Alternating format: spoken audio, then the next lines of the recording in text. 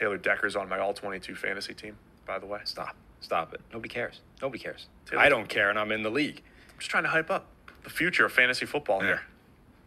They told me we can hype it up. Nobody cares about your fantasy team. That's one of the It's cardinal my rules way. of broadcasting. Regardless of the medium, they don't care. So the strategic component to this game is through the roof. Your predictions, right? Your forecasting in fantasy football into how good is this player. It's gonna change the industry. Yeah, I moved to the old town where it goes down. Look at me now. I wrote my goals down. I hold it down. Made myself proud. Say, look at me now. Yeah. They picking me now. Hello and welcome to the All-22 podcast. My name is Chris Lombardi, and I'm joined by Bobby Acker and Ray Cotto, and we are the founders of All-22. Guys, good morning. Good morning. Chris, you sound a little tired, dude. All right? Yeah, I had a couple beers last night. Okay. Yeah, I'm okay. Drinking on a Wednesday night? Yeah, it's the day I go in the city for work, so it always ends up being a little bit of a party. Nice. Yeah. How are you guys? I'm doing great, dude. I got my I was telling Ray, I got my first jersey of a player that's younger than me yesterday. So like, I don't know about you guys, but like kind of like I don't really like buying jerseys of players that are younger than me. I feel like it's weird. I don't know why. Like, yeah, I think it's weird got, when you're 5 years on Daniel Jones, and like I don't want his jersey because of that. I think it's weird when you're like in your 20s because like you're like just older than them. But I feel like when you're like 40, it probably matters a little less. Yeah, I've been going with vintage. Like Eli's pretty old, you know, like stuff like that. Like been sticking that way. It's also my first ever offensive lineman jersey, which is pretty cool. Who did you go with? First of many, hopefully. I went with, can you guess? Andrew Thomas. Yeah, Andrew Thomas, baby. Very cool. Yeah, I'll post a picture of it later. It's it's the Giants throwbacks they came out with. It's pretty sweet. Awesome. Yeah, so it's I'm like the doing great. blue with the red sleeve. Yeah. Yeah, kind that's of looks awesome. like a Bills jersey. Yeah. It's really cool. Yeah, it was him or Evan Neal, I guess, right? Evan Neal hasn't done anything to prove it. You know what I mean? At least Andrew Thomas has had like a pretty solid couple of years. You know, it seems like a really cool guy.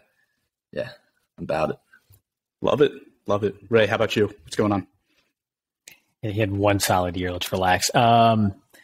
It's training camps here. I'm just excited to actually be able to like follow along training camp updates, even though it's always exaggerated, right? It's like, oh, someone made a nice catch in practice, and it's like, oh yeah, fantasy stock is going through the roof now. It's like, no, it's not. Terrace Marshall is not going to be a wide receiver, top 24 wide receiver just because he made a nice catch in practice or something. So they make nice catches, and it's like people get excited. It's like, hey, idiot, it's walkthroughs. Yeah, relax. Yeah. Did you see the Saquon one-hander that like went viral yesterday? It was like there was nobody on him. around It him. was like he was going like half speed. Yeah, but he's done that before. Like, you know what I mean? Fair. It's when someone drafted in like the third round of their dynasty draft 3 years ago that they're holding on to that hasn't done anything makes like a nice catch. And they're like, oh, yep, this is it. Did you see Chris, Russell Wilson? If you were talking about any other running back, Ray never would have stuck up for him. Just because it's Saquon, he sticks up for him. Right. Take a drink, everyone. Penn State player. But did you see Russell Wilson wearing his own jersey, like out and about, like not at practice? I don't have a problem with that. Like that throwback Denver jersey is sick. Like I'd wear my own jersey too if I had like a throwback like that. It was dope. You would wear your own jersey too. Yeah. Hell yeah. Yeah. I thought that was pretty thought it was cool. a What is he little going to do? Wear Elway? Like, no. Wear your own, bro. That's cool. Wear like Demaryius Thomas or something. Russell Wilson like, gets so much hate for being just straight up weird. And like, maybe it's just his brand, He's just embracing it. Sure. All right, Ray, do you want to give us the topic of the day? That's the look I got from both of you guys just now. So last episode we talked about how at All-22 we provide like a true reflection of the game more than any other platform, right? So we did an exercise using our scoring method of the PFF grades times the positional weights for matchups over the course of last season to see how closely it resembled the actual outcomes of the NFL and the total scoring of teams to see how they performed in totality, right? And so we ended up with the Rams as the number one team, followed by the Buccaneers, the Chargers, the Bengals, and the Packers. And our lowest scoring team was the Houston Texans. Then we had the Chicago Bears, the Giants, and the Jets, sort of rounding out the bottom 5 there. So again, both at the top end of the funnel and the bottom, it proved to be pretty accurate. So we also spoke about how the teams with the most players in our top 100 were much more successful than the teams with most players at the top of their positions. So again, sort of that whole talent acquisition aspect of the NFL. And so today we'll do a little bit of projecting forward to see how the offseason may have changed those rankings just from purely looking at that equation. And so we're going to start off by seeing which teams gained the most and lost the most based on the positional value of starting level players that came and went through free agency and the draft. So a little bit different from last week, but I think we're kicking it off with the Jets, if I have that right. Thought we're kicking off with Houston. It was supposed to be Houston, but it doesn't matter, right? We could kick it off with whoever we want. You want me to kick it off with Minnesota? Like, it doesn't matter. I'll do Houston. Whatever, fine. I'll just keep rolling here. No time to catch up. This is your monologue. This is like your go right through your big scene. Sure. So Houston, right? So the second year in free agency, they basically again just sort of signed a bunch of depth to, I guess you could say, raise the talent floor of their team overall. They didn't really break the bank for high level free agents that get paid a ton of money. They didn't do what the Jaguars did, for example, right? But we've spoken about it before, and I really love their draft. I love Derek Stingley, as you all know. So again, that's a premier position at a top young talent there that can change the geometry of your defense overall. Also love what they did with Kenyon Green as far as getting an identity on the left side of your offensive line with him and Tunsil. He's just a great talent overall, and that'll help. Whether Mills is the long-term starter there or not, it at least helps Mills this year, and then whoever the quarterback is then thereafter. They also got some high upside guys like Jalen Petrie and Christian Harris in the draft. And then if you do look at A.J. Cann, right, he at the other guard, he was a solid player. If you throw away the disaster year he had last year, and pretty much everyone had last year in Jacksonville, just given the whole Urban Meyer fiasco, and just if you just pretend last year never happened, that's another solid starting player that they got on their offensive line. So again, sort of building the base and the core of your offense to help out the young talent you have now, gain a bit of an identity. Yeah, you're not going to contend for the playoffs or anything this year, but you're slowly, again, raising that talent floor for your team so you can go ahead and make some more impactful moves in the next couple of years to get out of the basement of the league. So, again, I think the Texans kind of followed the plan similar to last year, but had, in my opinion, a better draft and are on a long path, but they're on the path to, I guess, relevancy and contention in a few years. Yeah, let's take a minute and talk about like that kind of approach, because we give teams that do that a lot of hate. The Patriots did it last year, Houston did it last year, where they just spent a lot of money on these like very average players, but they were starting level players, right?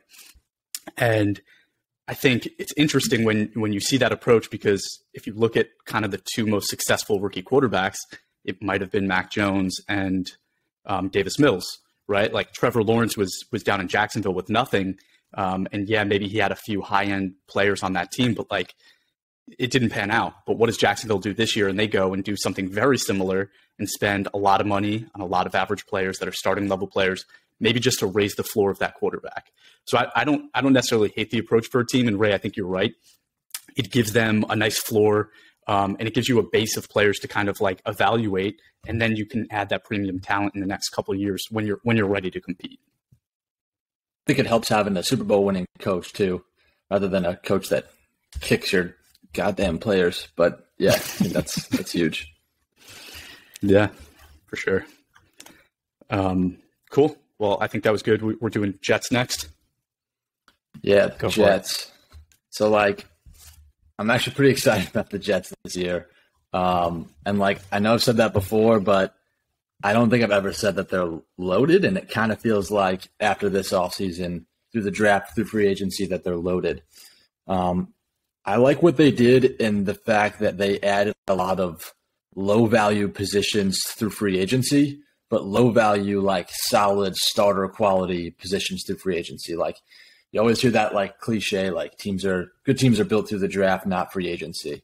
And I think people kind of roll their eyes at that, but I do like that the Jets are going that route. They had a guard, 2 safeties, 2 tight ends in free agency. Again, all starter quality guys. Really like that direction for the Jets. And then to go in the draft and then get those high value guys with your premium picks, 3 first-round picks, a corner, a receiver, and an edge rusher. Those are all guys that have, 4+ percentage points for all-22 value.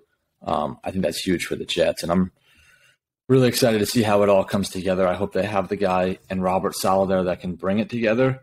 But yeah, like I said, this team is loaded. Everywhere you look, there's a guy that should perform well. You have Carl Lawson coming back from injury. And I think both sides of the ball, they're just stacked. Yeah, we've talked about it before, right? It's kind of now all on Zach Wilson to perform.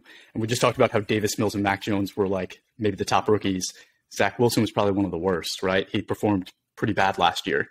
But all of these additions are supposed to make his life easier. So it's really going to be on his shoulders whether or not the Jets are a boom or bust team. So the team that I have, Minnesota, I'm not excited to talk about because I'm a Packer fan and I don't want to hear that a team in my division is getting better, but they are. And I think maybe they had some inside information on whether or not Rodgers was returning because their offseason was literally spent just boosting their defense, right? They have this slightly above average quarterback in Kirk Cousins, who does a really good job of protecting the ball. They have, a few superstars with Justin Jefferson on that offense and Adam Thielen. So they probably went into this offseason saying, we have the foundation of a good offense. We don't need anything to really make our offense a Super Bowl contending offense, right? It's above average, but it's not great. And that's always going to be limited to the quarterback they have.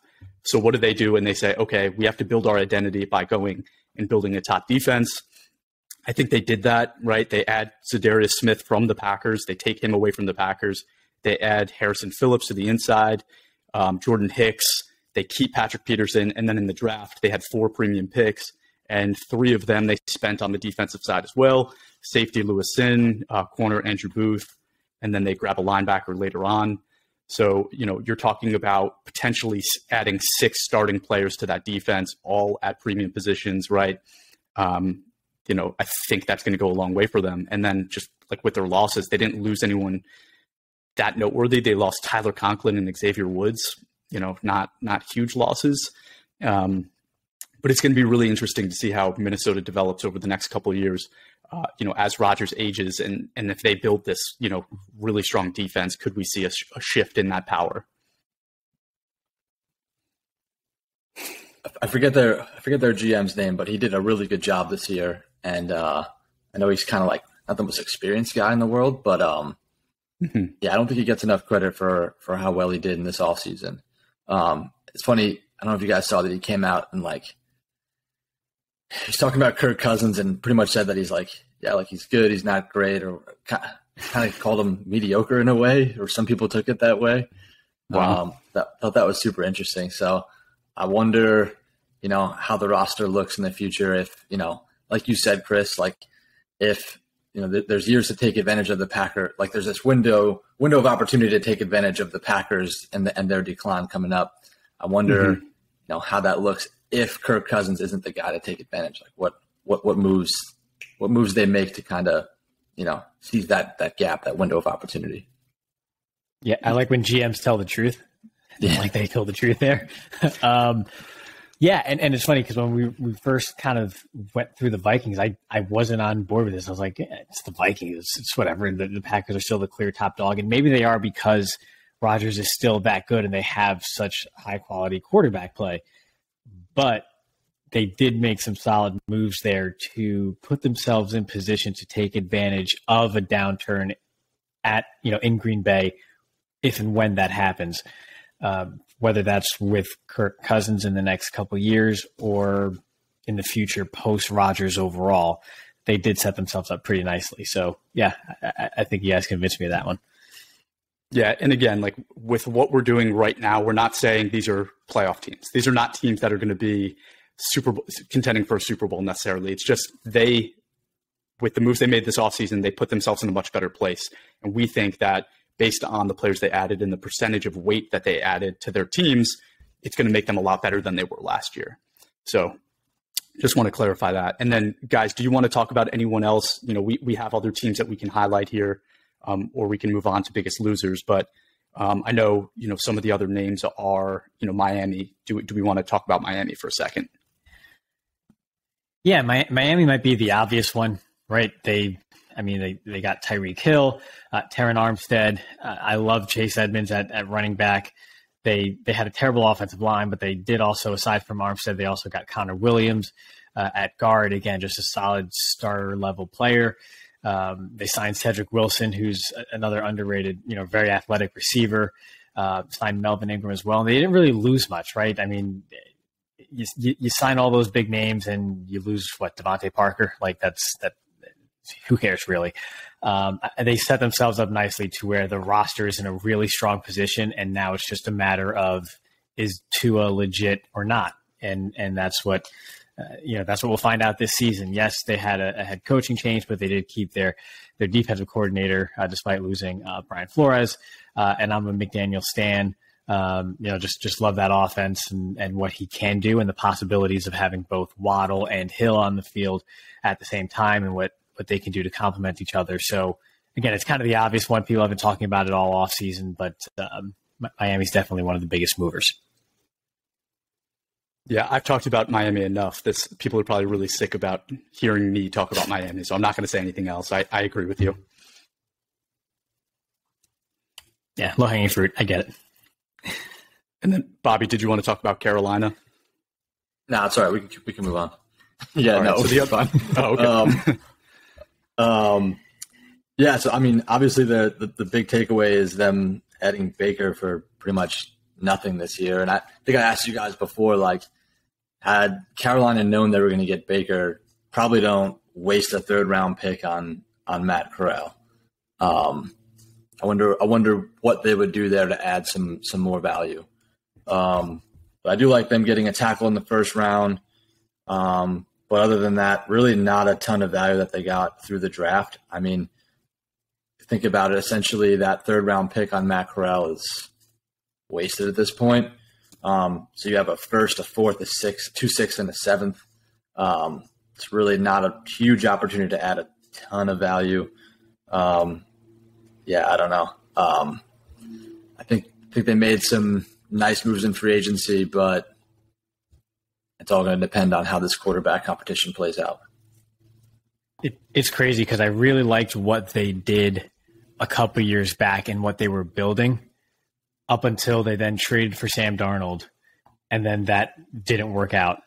And then you look back and now they make the trade. Sure, they don't give up a lot for Baker, right? And it's definitely worth it, right? I think Baker's been slandered way too much this offseason. Yeah. I mean, he played through a lot of tough injuries and he's had high-level play throughout his young career for a bad franchise. So he's definitely gotten way too much criticism.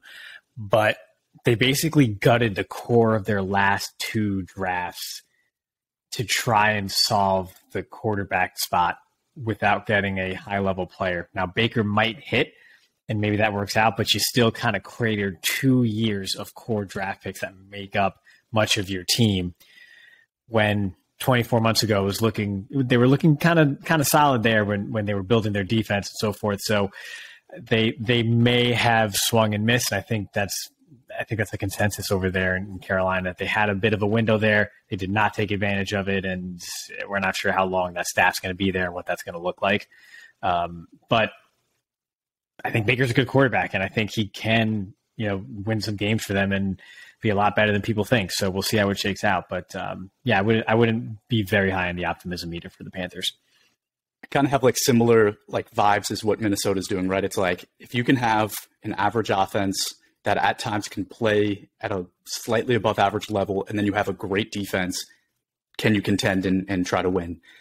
I think that's what they're trying to do. They added, like Bobby said, the tackle. They added a guard in free agency, and then they had a quarterback. I think Baker's good enough. Like, I really do. And it's funny because I was so down on Matt Rule and I was so down on the moves that team was making. And some people might hate me for saying this, but like, I hate Cleveland and the moves that they made. I just don't like it. I don't like that way of doing business. And they go and hand what could be a very good quarterback to a team that was like struggling mightily to find one, right? Like, could there be a story here where like all of a sudden Baker Mayfield's career, resurrects? He has a great season. Carolina does well and exceeds expectations, and Deshaun Watson's still not playing football, right? And Cleveland doesn't do well. Like, is there a world that happens? We have a lot of subscribers that come from Ohio, and I just want to make it clear, like, I don't hate Cleveland. I actually love Cleveland. Yeah, Cleveland's it's pretty cool. Do you want to talk about your time at Cleveland, Ray, or? No, we're going to talk about the team that surprised or that we think will surprise in 2022 now. So we can move on to that. Okay. You want to talk about surprise teams? We have a Michael Irvin story, and I feel like that should go for like our last podcast ever. It's kind of like the PFF story with John Ross. We have a Michael Irvin one. But maybe before we retire, we'll tell that one. Yeah, like we'll the day hold before on our retirement. Yeah. In 40 years. Yeah. Okay, no, let's talk about the teams that we think lost the most value. Let's transition to that. All right. I can start with the Rams. So interesting, right? Super Bowl winner. Like, I think a lot of times when you play at that high of a level, you get there because you spend so much on your current situation. And that's kind of what they did, right? They put all their eggs in and it paid off. They won the Super Bowl. So now I think they're coming down from that a little bit, and they lost a few key starters in free agency. They've lost Von Miller and Austin Corbett. And they lost Andrew Whitworth to retirement. They traded away Robert Woods. So those are good players. Those are really good players. And then they lost a lot of depth. They lost like 5 other players that were, not maybe starting level players, but they were rotational players. And losing that depth on an already like top heavy roster can be difficult, right? We know that their strategy is to have as many, low draft picks as they can, and they just add a bunch of like 6th, 7th round picks to try to fill in for those guys that they lose. So that might very well be their strategy. They only had one, we think, starting level pick, and that's a guard they added in the 3rd round.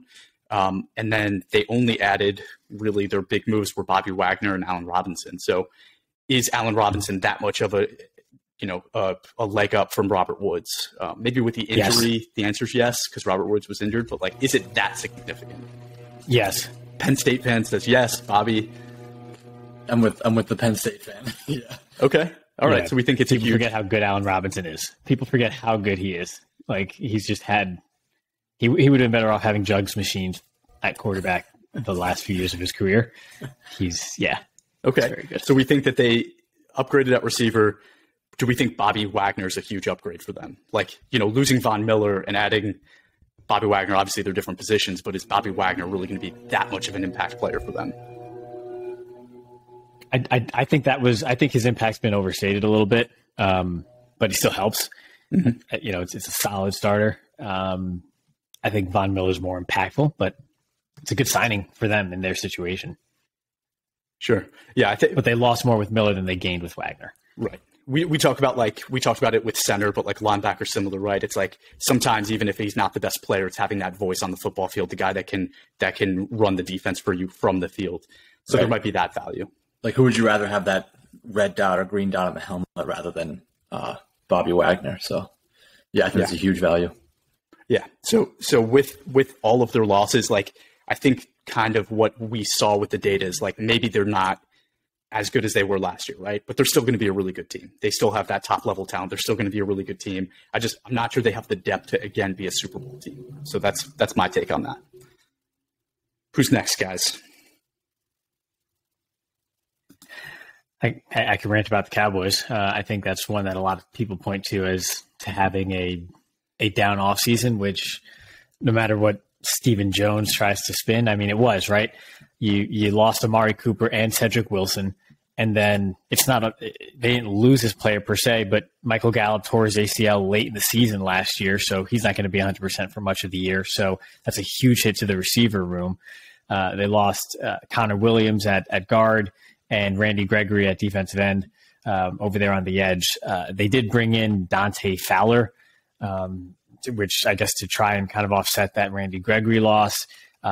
They did draft Tyler Smith in the first round to replace the loss of Connor Williams, but the firepower on offense is just not what it was a year ago, right? Heading into this season, even if you factor in an improvement and the natural growth of CeeDee Lamb, and you like the Jalen Tolbert pick at wide receiver, it's definitely not packing as much of a punch as it was heading into last season, especially when you look at the deals that the receivers got in free agency this offseason and the price of Hollywood Brown on the trade market. And then you went ahead and gave away Amari Cooper for like a 5th round pick when he's getting paid, $10 million less than someone like Tyreek Hill. He's not as dynamic or as big of a playmaker as Tyreek Hill, but if you have a top level receiver like that at essentially market price, why are you getting worse on purpose?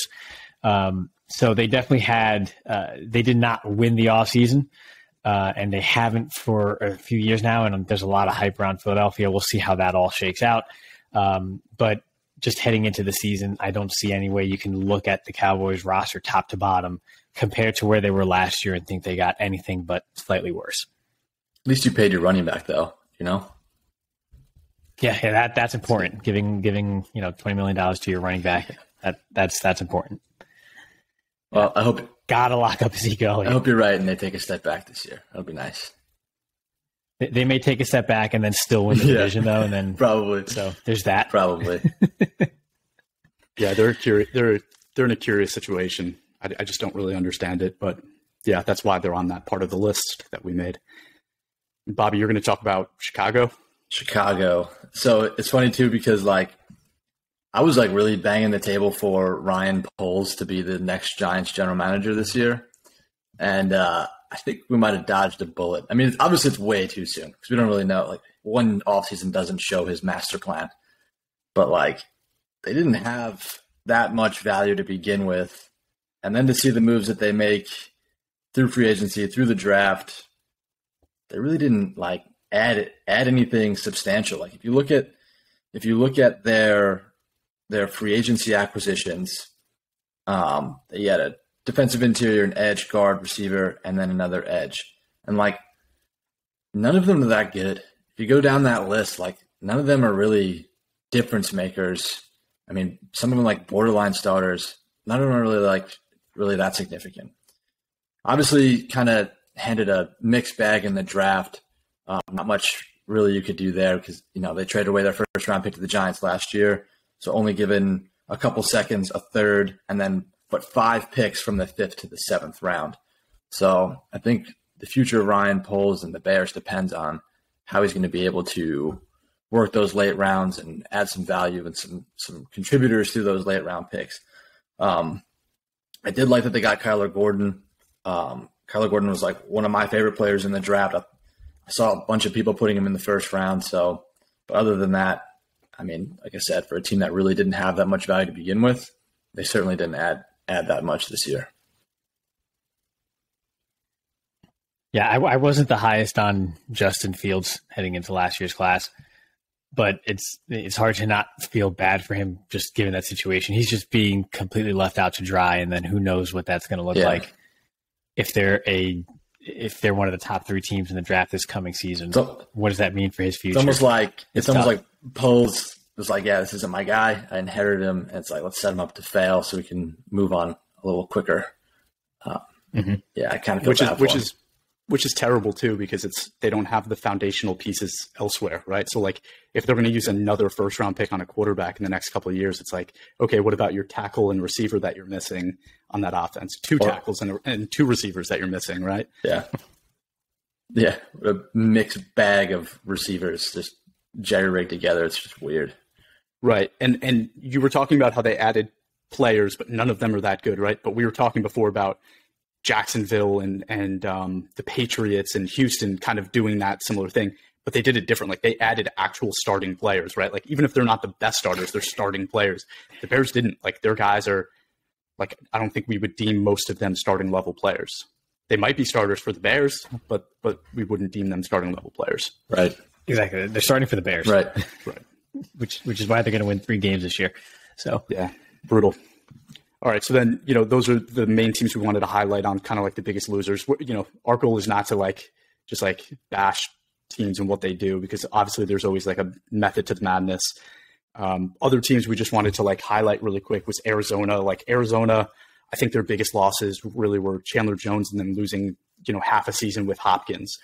So that's kind of their biggest losses. They added Hollywood Brown, so offsets Hopkins a little bit, but he's nowhere close to that level of player. So I don't want to go too deep into that. And then the Raiders were on our list too for biggest losers, which might come off as weird because they did add a lot of guys, quality guys. But I think it's one of those things where, they added some really nice pieces, but they lost a lot of their depth. So it's a trend we're seeing, kind of teams trying to replicate what the Rams are doing, right? Just get those top guys and then fill in the rest with later round picks. So that's why the Raiders kind of are in that situation. Anything else to add to this part of the conversation, guys? I'm good on my end. Yeah, don't pay your running back. Okay. So the last thing I wanted to kind of talk about is essentially, right, so last week Ray said we talked about which teams, if you used the All-22 scoring system for all the NFL teams last year, how would they have panned out, right? And we actually did that and found that the top teams were the top teams in the NFL, right? Our top team was the Rams last year. They won the Super Bowl. Cincinnati was in our top. They went to the Super Bowl. So that was really cool. So essentially what we did this week is we said, if you look at how much weight a team gained and lost, starting level weight a team gained and lost, how would it impact essentially against what they did last year? So we ran that equation, which is, again, we're not a gambling site. We're not going to tell you to use this for any gambling purposes, but it's cool to see this information, because when we think about what teams are going to surprise you, this is our way of being able to work that system. And the teams that we came up with were Minnesota, Miami, Denver, Cincinnati, and Tennessee. Kind of surprising names, right? For teams that we were saying are going to rise the most and might actually end up being contenders. I'm not so sure about Minnesota because they still have to play Aaron Rodgers, but those other teams very well could be. Anything you guys want to talk about specifically with any of them? It's actually not too surprising to me. I mean, Tennessee, I maybe I'm the last one still on the planet that's a little skeptical of Derrick Henry heading into this year. It's just he's got a lot of mileage and it was a bad injury. Yes, it's the first time he was injured. But it does happen quick when that fall comes. And so, they run that offense basically through him and that offensive line. So if he is not the same guy because of injury and mileage, it may not work out, the way they had hoped. So I'm a little skeptical of Tennessee. Now I see why they're on this list, and they definitely have the ceiling and the upside to make a run here. But there is a chance, and there's a possibility there, or a scenario you can envision where the wheels sort of fall off the wagon a bit, and their window starts to close or fully closes. But Denver, I mean, yeah, Russell Wilson, right? That roster's strong top to bottom. Elsewhere, we talked about Miami already. Well, let's stop at Denver for a Cincinnati. second. So. Did you if you have seen lately, a lot of sites are starting to do their projected records, right, for each division. And I've seen many times Denver being last in that division with a losing record, 8-9 or whatever it is. So our data is telling us something different. It's not going to happen. Our data is telling us something very different. Where do you guys think they fall?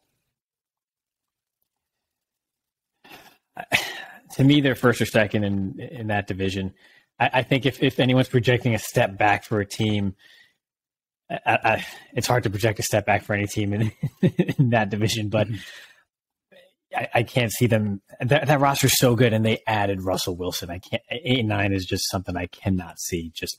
Well, I thought they're all good teams, so it's one of them might have to end up being 8-9, but I don't think it'll be. You're wearing your jersey, dude. You can't win that many games. You can't. Ray, I thought you'd have a good take on this, right? Because you've said this in the past on this podcast, right? You said there are not that many coaches that are value add coaches, right? So if people are saying that Denver's the one team that's not going to win because they have Nathaniel Hackett and we don't know what he is, does it matter, right? Or is it just they now have a future Hall of Fame quarterback, and that's what's going to matter? Yeah, they have future Hall of Fame quarterback. That matters way more. And it's possible too. It's like that the performance of some of those pieces around Russell Wilson to date have been so held back by how poor that quarterback position was before, right? If Jerry Jeudy has Russell Wilson for the last couple of years, is he already thought of as a top 15 type receiver because someone can actually get him the ball when he creates separation in his routes? So he has better seasons under his belt already. We're not talking about him as a potential breakout or a sleeper type or has his window passed by already. Like, that whole receiver room could be thought of, and people already have a high opinion of that receiver room already, right? It's pretty deep with Cortland Sutton, KJ Hamler coming back from injury too, alongside Jeudy, but people might be talking about these players differently if they had a quality quarterback getting them the ball the last couple of years. So I think the pieces around Russ might be discounted by what people have seen or have not seen from them the last couple of years because of that situation. Exactly. And Bobby, this is something you and I have talked about, right? It's like offensive lines are very much impacted by the quarterback behind them, right? Like guys, the quarterback that can see things and call it out to those guys. Like, that's why I think we see a lot of rookie offensive linemen with young rookie quarterbacks or young quarterbacks not as successful as a guy like Tristan Wirfs who goes and plays with Tom Brady, right? Maybe the offensive line in Denver, which has been even already above average, is actually a very good offensive line. And this year we will see it be a very good offensive line because Russ is there. Yeah, I'm a big proponent of like veteran offensive lines for young quarterbacks. Like, have the offensive line in place first, get the young quarterback after, for that exact reason, Chris. I think it's not easier, but I think it's better for a young offensive line to have a veteran quarterback behind him, just like you said. And just want to mention on this list, like, Chris, I see that we have like this top 5 list of teams to watch. How do you not add the Giants, dude? Like, what's wrong with you, dude? I think you're just like trying to get me going. Here comes the eye roll from Ray. Thanks a lot, buddy. All right. The episode's gone on too long. That's a really good point because I agree with what you're going to say already. I already know what Bobby's going to say. I'm just saying in the top 40 picks in the draft, you get an edge rusher, you get a receiver, and you get a tackle. Like, come on, man. That's just straight disrespect not putting them on there. So I actually had a very, very similar thought as you. So when I was running the equations, I looked at the list and I was like, where are the Giants, right? And they weren't that low. I think they were like 12 or 13 on the list. And the biggest reason is because you guys lost players too, though, right? Like, you got rid of Adoree Jackson semi-unnecessarily. Not Adoree Jackson, I'm sorry. James Bradbury. James Bradbury, right? Yeah. So you lost players kind of unnecessarily that took away from the gains that you guys did. We had no money. That's why the Giants aren't on this list. Yeah. But I agree with you. I think they are a team to watch, and I think there's an opportunity for them to be really good. I saw somebody actually tweet today about how, like, Daniel Jones, who's going as QB 24 in most drafts, is like possibly the steal of fantasy season because he can run, because he is like a decently accurate quarterback and can do well when he has players on the field with him, right? And if this year the Giants can stay healthy, Daniel Jones could do that. He could be the guy. No more Jason Garrett. We had that sleeper poll for like the sleeper quarterbacks, and like Daniel Jones lost to Jameis Winston by a lot. I find that unbelievable. Jameis has had good chances, and this is Daniel Jones's first good chance. Yeah, but he had LASIK, so he's a different person now. Yeah. We forgot about that. Yeah. I agree with you. I agree with you 100%. The only other team, we haven't talked anything about the Bengals. Bengals need to be talked about a little bit, but everybody's talking about them, so we'll keep it brief. They increased almost every position on their offensive line, made it better. That was their one weakness. They didn't get superstars on the offensive line, but they got above average starters to a team that was already a Super Bowl team. I don't know if you heard the coach yesterday or the day before. He was talking, people were asking, like, what do you think, what's your projection for this year? And he's like, well, like people were saying, are you a sleeper? And he's like, I hope we're not a sleeper. Like if teams are looking at us as a sleeper, they better wake up because we made it to the Super Bowl and we only got better. And I think with the offensive line additions through the draft, they did well. I'm excited for them. I think they very well should be on this list. Yeah, absolutely. I agree.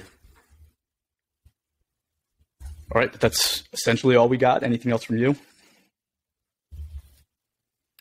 Excited for training camps to get in full swing and all the content that comes from it. Cool. Well, again, thank you all for tuning in. If you haven't done so yet, visit all-22.com to sign up because we are live.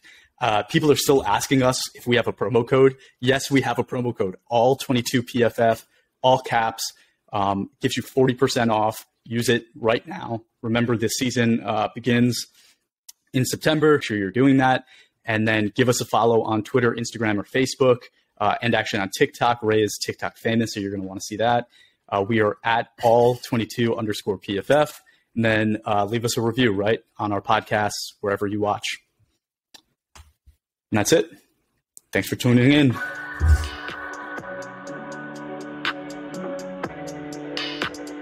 Go.